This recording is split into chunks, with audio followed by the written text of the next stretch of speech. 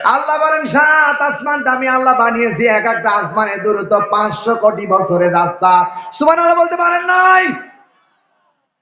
এখান থেকে প্রথম আসমানের দূরত্ব ৫০০ কোটি বছরের রাস্তা। রব্বুল আলামিন প্রথম আসমানটা যে কায়দায় বানিয়েছে, ওর চাইতে দ্বিতীয় আসমানটা আল্লাহ ১ গুণ করে বানিয়েছে। ১ গুণ না, ২ গুণ না।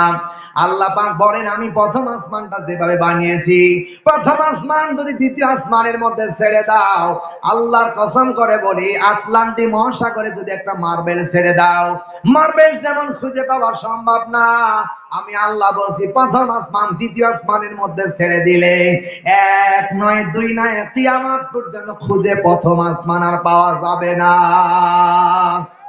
এত বড় আসমান আমি আল্লাহ তৈরি করেছি, একটা নয় দুইটা নয়। প্রথম আর দ্বিতীয় আসমান যদি একত্র করে দাও, একত্র করো, একত্র করে দ্বিতীয় তৃতীয় আসমানের মধ্যে দুইটারে একবারে ফালায়া দাও। রব্বুল আলামিন ডাকতে বলে নবী আপনি জানিয়ে দেন আমি আল্লাহ বলছি দুটাই হারিয়ে যাবে, তৃতীয় আসমানের মধ্যে খুঁজে পাওয়া যাবে না। এত বড় বড় আসমান আমার আল্লাহ তৈরি করেছে, এক একটা নয় দুইটা নয়। ওয়াসসামাআ রাফাআহা ওয়া ওয়াদাআল মিজান। আল্লাহ বলে একটা নয় দুইটা এরকম ৭টা আসমান আমি আল্লাহ বানিয়েছি।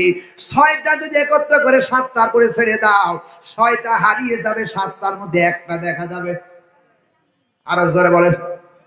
এত বড় আসমান আল্লাহ তৈরি করেছেন।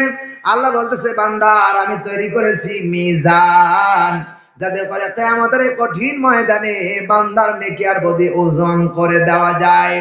যেটা অন্যায় আর যেটা ভালো, ভালো আর মন্দ দুইটা আমি আল্লাহ সেদিনকে মিজানের পাল্লায় ওজন করব। সুবহানাল্লাহ বলবেন না? আল্লাহ বলেন বান্দারে নেকি বদি ওজন করা হবে ওই হাসরের ময়দানে, যেদিন কেউ কারোর জন্য সাহায্য সহযোগিতা করবে না। এমনকি ওই ময়দানে নেকির পাল্লা যার ভারী হবে সেই সফল কাম, যার অন্যায়ের পাল্লা বদির পাল্লা ভারী হয়ে যাবে সেই বড় বিপদে পড়বে। এত বিপদ হবে তার মা তার সন্তানকে ভুলে যাবে, সন্তান পর্যন্ত ছেলের খবর নিবে না, মা খবর নিবে না। এমনকি একটা নেকি কম পড়ে যাওয়ার কারণে আল্লাহ বলবে বান্দা আজকের কঠিন ময়দানে তুমি জান্নাতে যেতে চাও, একটা নেকি কম পড়েছে, একটা নেকি যদি জোগাড় করে নিয়ে আসতে পারো আমি আল্লাহ বলছি তোরে জান্নাত দেব। বান্দা দৌড়ায় দৌড়ায় তার মায়ের কাছে যাবে, মায়ের পা ধরে দাঁড়িয়ে থাকবে, বসে থাকবে। ৫০,০০০ বছরের মধ্যে মা একদিনও সন্তানের দিকে তাকাবে না। নীলফামারীবাসী ৫০,০০০ বছর চলে যাবে, সন্তানের দিকে মা তাকাবে না। চাচা বজলু চাচা বলি আলহামদুলিল্লাহ।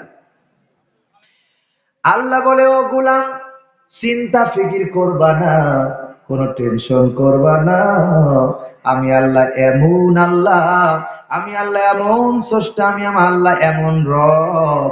আমার আল্লাহ বলেন ওয়া কুল্লা শাইইন আহসাইনাহু কিতাবা। আল্লাহ বলে ও গোলাম দুনিয়ার জীবনে কতটি কর্ম করছো ও আল্লাহর বান্দা, আমি আল্লাহ তাআলা বলতেছি আমার ফেরেশতারা সবগুলো ডায়েরি করতেছে। আল্লাহ খুঁটে খুঁটে খুঁটে খুঁটে সব লিপিবদ্ধ করতেছে। এ দুনিয়ার গোলামেরা আমার আল্লাহ রাব্বুল আলামিন যদি আমার আপনার জীবনটা ডায়েরি করে রে বাবা, কিয়ামতের ময়দানে আমার আপনার সামনে যখন ডায়েরি উপস্থাপন করবেন আমি আপনি দেখতে পাবো হাজার হাজার পাপ করেছি, এমন পাপ করেছি যে পাপের কোনো সীমা নাই।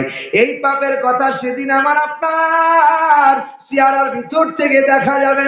এমনকি আল্লাহ রাব্বুল আলামিন বলতেছে গোলাম যেই ময়দানে আমার আল্লাহ তোমাকে তুলবে ওই ময়দানের ভিতরে এমন অবস্থায় আমার আল্লাহ উঠাবে যেই ময়দানের ভিতরে কোনো মানুষকে সহযোগিতা করবে না, যেই ময়দানের ভিতরে আমার আল্লাহ থাকবে সবার চাইতে বিচারক।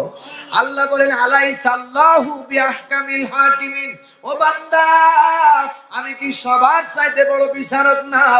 আমি আল্লাহ হলাম বিচারক, আমি তোমাদের বিচার করব। দুনিয়ার বিচার হয় টাকার মাধ্যমে রে বাবা, আর আমার আল্লাহর বিচার হবে আমল আর নেকি আর বুদ্ধির মাধ্যমে। কথা কোন ঠিক কিনা ভাইরা আমার? এই সমাজের বিচার হয় টাকার মাধ্যমে। চুরি করেছে চোর, এবার ধরা পড়ে গেছে। সকাল হওয়ার আগে বাবা চিন্তা করে আমার ছেলে চুরি করেছে, সকালবেলা যদি বিচার হয় বিচারালয়, আমি বাবার মান সম্মান যাবে। আমাদের দেশের এমন প্রধান আমরা হইছি রে বাবা, এমন বিচারক হইছি রে বাবা, 500 টাকার 2টা কড়কড়ের নোট যদি রাতের বেলা যদি প্রধানের হাতে দেওয়া যায়, সকালবেলা চোর নির্দোষী খালাস পায়, আর যেই লোকটি অপরাধ করে নাই ওই লোকটি দোষী হইয়া বাড়ি ফিরে যায়। কথা কয় না ঠিক না ঠিক? আমরা আব্দুল খালেক শরীয়তপুর ওয়াজ শুনবো। প্রিয় ভাই সব, আমরা যেন আমাদের আল্লাহ যেন আমাদেরকে যা শুনতেছি এবং এ ব্যাপারে যেন আল্লাহ যেন আমাদেরকে ঐক্যবদ্ধ হয়ে কাজ করার তৌফিক দান করে। জোরবেন আল্লাহুম্মা আমিন, আর জোরবেন আল্লাহুম্মা আমিন। আমার ভাইরা, আমার বন্ধুগণ, আমার বাজান রে, শুনে রাখো,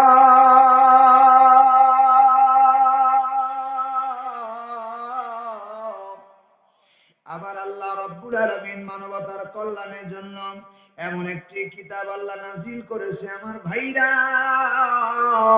এই কিতাবের এত মর্যাদা, এত সম্মান আল্লাহ দান করেছে, এত মর্যাদা দুনিয়ার কোন কিতাবের মধ্যে আল্লাহ দেন নাই। চিৎকার দিয়া কোন কথা ঠিক কিনা?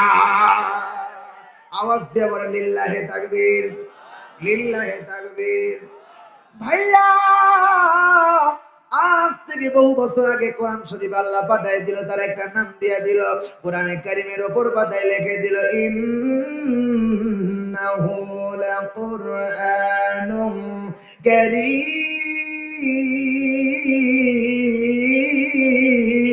কারীম। আর জোরে জোরে বলুন আল্লাহু আকবার। আমার ভাইরা, আমার বন্ধুগণ, নীলফামারী বাসী কানটা খাড়া করা লাগবে। আল্লাহ ডাক দিয়ে বলেন, নবী গো, এই যে 30 পারা কোরআনে কারীম আমি আল্লাহ রাব্বুল আলামিন এমন একটা কিতাব বলে দিলাম, আমি আল্লাহ বলে ইন্নাহু লাকুরআনুম কারীম, এটা এত বড় সম্মান আর মর্যাদা দিলাম, এত মর্যাদার সম্মান আমি অন্য কিতাবের মধ্যে কোন কিতাবকে দেই নাই। চিৎকার দিয়ে বলেন না সুবহানাল্লাহ। ভাইরা, এই কিতাবের কি দাম, এই কিতাবের কি মর্যাদা! আল্লাহ রাব্বুল আলামিন বললেন, কোন বান্দা যদি ইংরেজি বই হাত থেকে নিয়ে নিয়ে চলতে থাকে আর ইংরেজি বইটা যদি হাত থেকে পড়ে যায়, ওই বান্দা মুখে লাগায় না, শোনাও দেয় না, কিন্তু আল্লাহর কোরআনুল কারীম রাখার জন্য একটা ছোট্ট রেহাল, শিমল কাঠের রেহাল তৈরি করা হলো ভাই গো। এরপরে ওই কোরআন শরীফ রাখার জন্য ভাই গো একটা প্লাস্টিকের রেহাল রাখা হলো। সেই রেহালটা যদি হাত থেকে পড়ে যায়, চরমনা পীর সাহেব এভাবে ওয়াজ করে, এক কলি বলি আপনারা বুঝতে পারবেন। বাবারে, চিন্তা ফিকির করিয়া দেখো, দুনিয়া চিরদিন থাকার জায়গা না। এই দুনিয়ায় সবাইকে ছাড়তে হবে। দুনিয়ার জীবনে কেউ চিরদিন বাঁচে নাই, কেউ বাঁচতে পারবে না।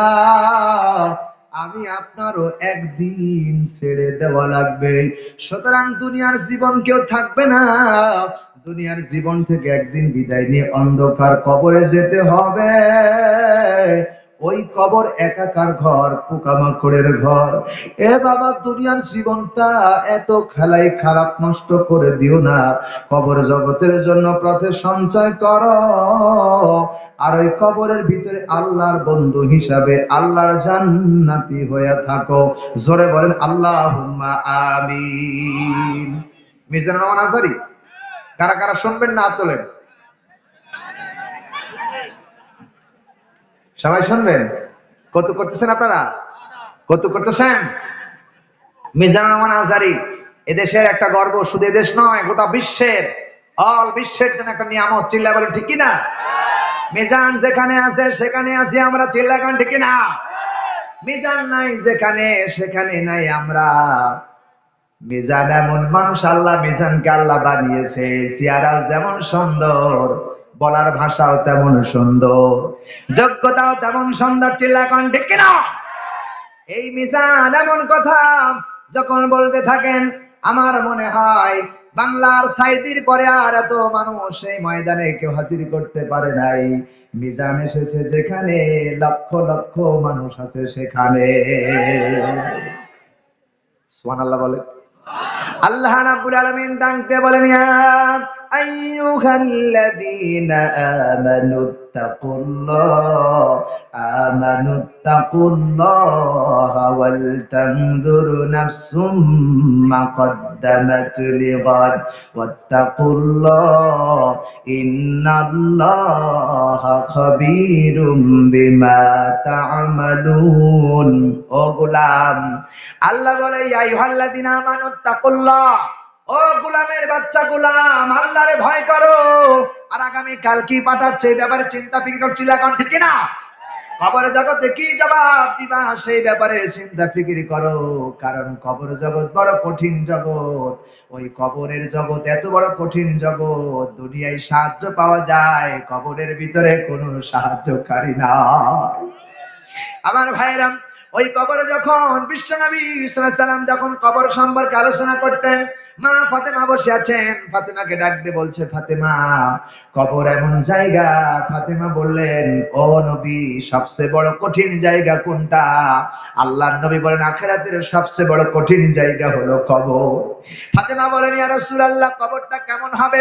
নবীজি বলেন, ফাতেমা, কোন বেঈমান যখন কবরের ভিতরে যাবে, আল্লাহর নবী হাতের ভিতরে কম করে হাত আঙ্গুলটারে ঘুষায় দিয়েছে, আর ডাক দিয়ে বলে, ফাতিমা, যদি কোনো বেঈমান কবরে যায়, কবরের ডান পাশের মাটি বাম পাশে, বাম পাশের মাটি ডান পাশে চলে যাবে। এত বড় চাপ দিবে, তার হাড্ডি উড্ডি সব ভেঙে টুকরা টুকরা হয়ে যাবে। আবার ওই কবরের ভিতরে সবগুলো আবার চড় করে সুন্দর করা হবে, আবার চাপ দেবে, আবার ভেঙে টুকরা টুকরা হয়ে যাবে। ফাতেমাও কাঁদতেছে, আমার নবীও কান্দে, ফাতেমাও কান্দে। ওই কবরের ভয়ে হযরত উসমান কাঁদতে কাঁদতে তার দাড়িগুলো ভিজে গেল, জামাগুলো ভিজে গেল, চিল্লাগান ঠিক কিনা? কবরের পাশে উসমান যেতেছেন আর চোখের পানি ফেলায় কাঁদতেছেন। নবীর সাহাবীরা জিজ্ঞেস করে, ওসমান, তুমি কবর দেখে কেন এত কান্না করো, কারণটা কি? ওসমান বলে, নবীর সাহাবীরা, বিশ্বনবী সাল্লাল্লাহু আলাইহি সাল্লাম যখন মসজিদে নববীর ভিতরে আমার কাছে দোয়া, বিশ্বনবী যখন মসজিদে নববীর ভিতরে আমার আপনার সামনে যখন কোরআনের বয়ান দেয়, জাহান্নামের কথা বলে, আমি ওসমানের কলিজা ঘামে না, কিন্তু কবরের পাশে গেলেই আমার যেন কে যেন ভয় ধরিয়ে দেয়, কে যেন ভয় দিয়ে দেয়। কেন কান্দো? বলে, কবরের দিকে তাকাই আর মসজিদে নববীর দিকে তাকাই। মসজিদে নববীর ভিতরে যখন রাসূল জাহান্নামের কথা বলে, জাহান্নাম বড় কঠিন জায়গা, যেই জাহান্নামের ভিতরে আমার আল্লাহ বান্দারে পুড়াইয়া ছারখার করবে। ওই জাহান্নামের আগুনের কথা শুনে আমার ভয় পায় না, কারণ আমি ডান দিকে তাকায় দেখি আমার নবীর সাহাবীরা বসা, আবার বাম দিকে তাকায় দেখি সাহাবীরা বসা, সামনে বসে নবী আমার বয়ান দিতেছেন, পিছনে দেখি অনেক মানুষ দেখা যায়। কিন্তু কবরের দিকে যখন আমি উসমান তাকাই, কবরের ডান দিকে মাটি, বাম দিকে মাটি, আবার সামনে মাটি, পিছনে মাটি, নিচে মাটি, উপরের মাটির ছাউনি। আমি ওই কবরের দিকে তাকাই আর মসজিদে নববীর দিকে তাকাই।